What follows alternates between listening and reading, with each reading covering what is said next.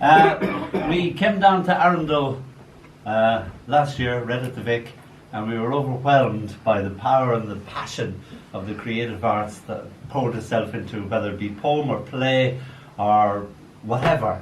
And we thought, wow, we've got to come back here. So I thought, if I ever do another book, and I wasn't going to do another book, I thought I'd come back to Arundel. And thanks to Mike and Camilla, they've granted me my wish. So, this is the last poem in the book. It's called Ball Goes AWOL.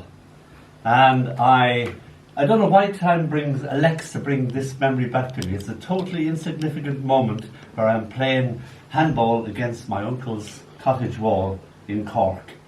And Sam the dog is joining in. And I realise, when I've read it a couple of times, that it's because I'm totally in the moment. There is no division between the dog, me, the ball, the wall, the sky, the green. We're all clasped together. So that's why this has come back. Ball goes AWOL. The ball is laughing. It is having a great time being thrown against the wall. Whee! Screams this trajectory. Parabola, parabola, parabola! Hollers the ball. I throw it towards the wall, and the wall throws it back to me. Ball and I having a fine old time. Again, shout both ball and wall. It is a fine thing for a summer day to contain. Human, ball and wall all enjoying the moment intensely. Memory will warp the reality and morph it into the movie, continually replaying, as if all happiness exists in this little snippet of time and space. Sam the collie leaps through the air and with perfect timing catches the ball in his mouth. Ah, screams the ball. Damn, shouts the wall. Hey, I holler, hey! But Sam is gone, smiling all over himself. Where he drops the ball, I never get to know. The ball has gone AWOL for well nigh over 50 years now. The wall is no longer standing. Sam is now only a black and white photo. Only I and the moment keep happening in the attic of my head. Thank you.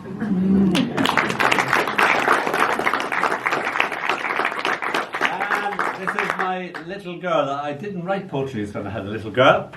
So her voice just walks into my head, lifts the latch, and she just walks in real easy now. So this is called The Map of Who We Are. She was only 3. All day long, her head stuck in an atlas. I want to be Argentina when I grow up. After dinner, she changes her mind. Is it okay to be France? At bedtime, she is tired of being land. I'm going to be the whole Pacific Ocean. Against the vastness of this, my child, I feel like a tiny, tiny island.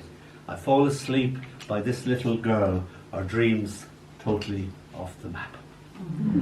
I think it's only right that I should write a poem for my wife. And this is when I first met her, and I was falling in love with her, and I didn't know whether she was falling in love with me. So I was trying to camouflage myself. So it's called Shh.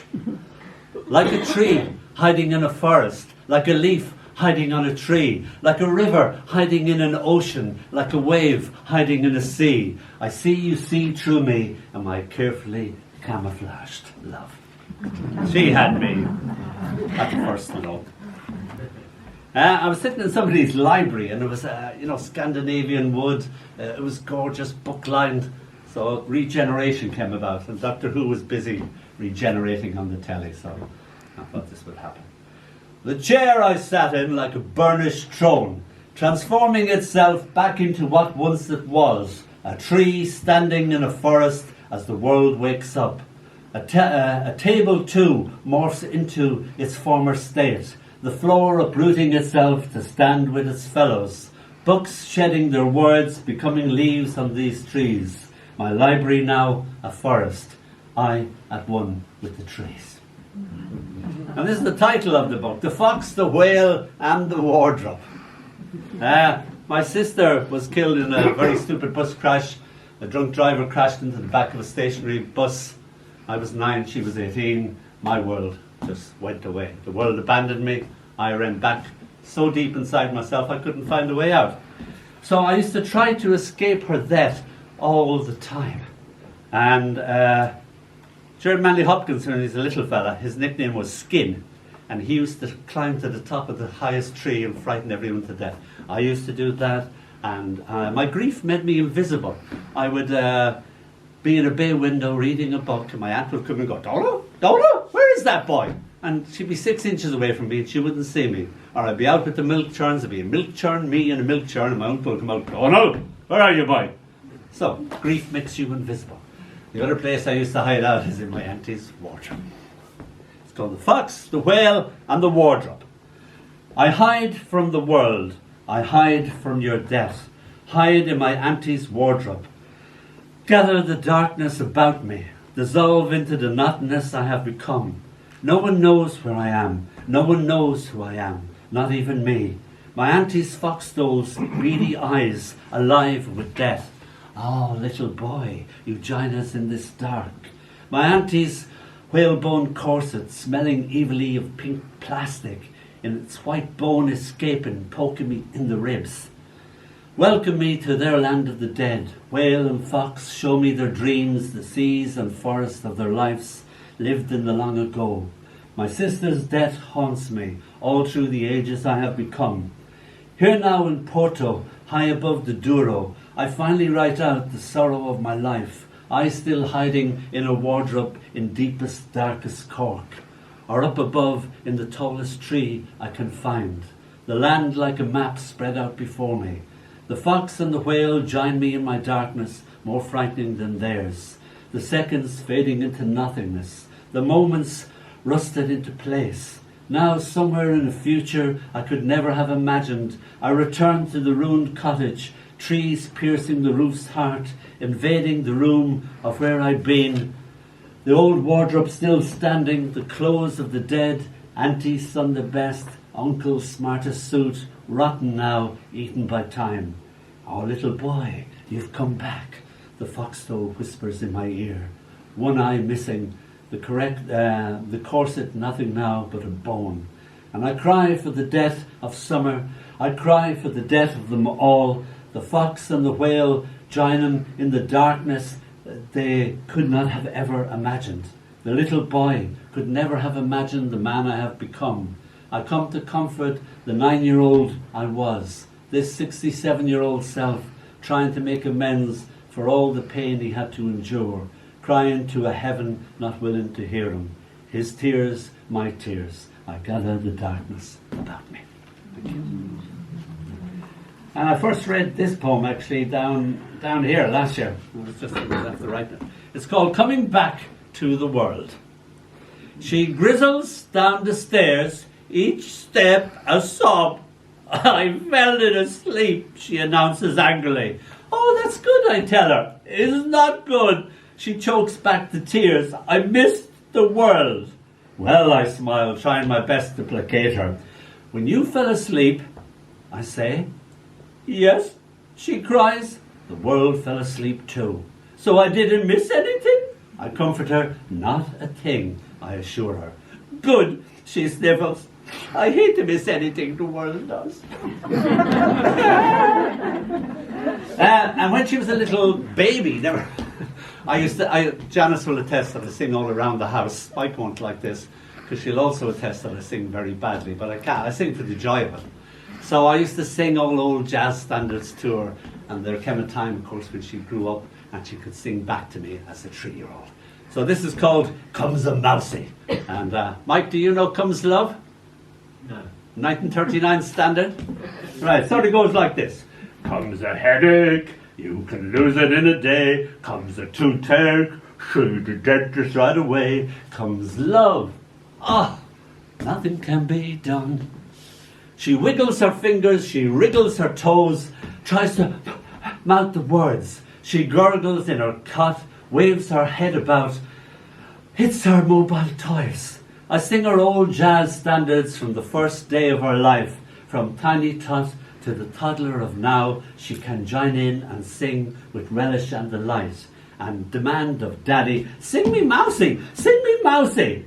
Comes the measles, you can quarantine a room. Comes a mousy, you can chase it with a broom. Comes love, nothing can be done. Comes love, nothing can be done. Thank you. Let's see where we are now. This is moving house. I was 4. My Uncle Michael, who the book is dedicated to, was the big treasure trove of my childhood. My dad gave me the love of songs and music, but Uncle Michael showed me how to write it, make up the world in words. So, moving house. Shh! Uncle shushed me. See that there? I looked at the house, and the house looked back at me. This wee house wasn't there yesterday, Uncle whispered. Really, said I. Really, he said. I stared at it. No, don't look at it. It might. Uncle never finished what it might. The house, it seemed, terrified of being caught, crept back into its shadows. It crouched by the side of the road as if at any moment it would up sticks and do a runner at great speed. We walked on warily by, careful not to scare it. Let sleeping houses lie by, Uncle warned me. I, not being used to the countryside, I was blinded with green, so that when Uncle brought me a different way, I was none the wiser. See? What did I tell you? The house had gone. That wee house likes to roam about. And then the next day, and Jesus, was the house back? Uncle kept this up for a week or more, bamboozling my mind. And for all the summers of me being 3 and 4, I heartily believed in the moving house and its comings and goings. Uncle smiling at my innocent belief in him. Now let's get to something else then. Oh, another love poem for my wife. Why not? She's gorgeous, she is. So I've got a terrible habit of kissing Janice. Isn't that right, Jan?